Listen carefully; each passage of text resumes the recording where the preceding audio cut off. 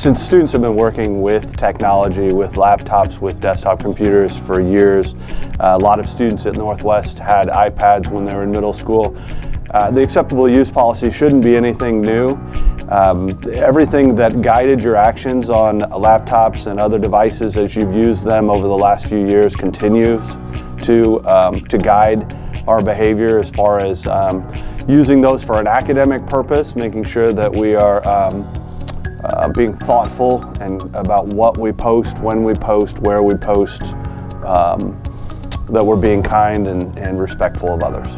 So as far as consequences are concerned, you know, that'll depend situation to situation and student to student based on a number of factors, but you know, it could be anything.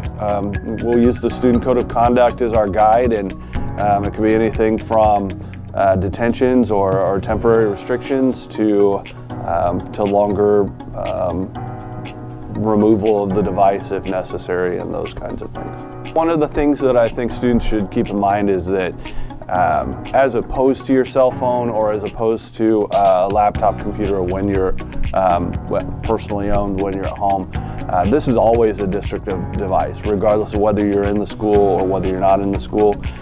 It's to be used for academic purposes.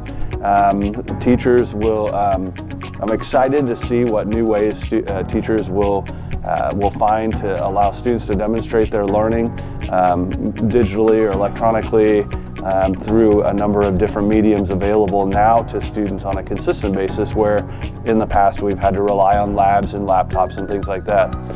The one piece I would caution students is when you're on that device or when you're on our network, either one, you're always under the guidance of the Student Code of Conduct and the acceptable use policy. And so this is a little bit, it's a little bit like renting a car. You can change the radio station, and you're obviously, it's going to be a little bit different when you return it, but because it will have been used, but it should be in the same condition that it was when it was distributed.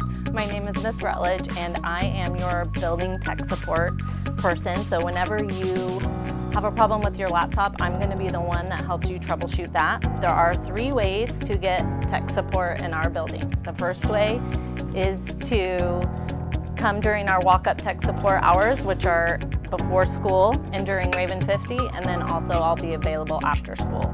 You will be learning also today how to put in a work order on the student help desk system. So you can submit a work order via the help desk, and then you can also use good old Google. Believe it or not, Google is smarter than me. So sometimes you can solve a lot of problems by that. Thank you. Hi, I'm Andy Netterville. I'm the tech team lead here at ONW and also the e-communication department head. I'm here to help basically with the one-on-one device integration, planning and training for students and teachers. Throughout today, we're going to be finishing up Dellapalooza. Like I said yesterday, each hour you're going to have about 5 to 10 minute tutorial. You will hear from me from the rest of the year about various training and informational needs of the students and teachers. Over the year, we're going to be thinking of the needs of you all that you might have and for the devices that are in your hands. Let me know if you have any issues, and I can actually think of different trainings that we can have. Let's have a great Dellapalooza.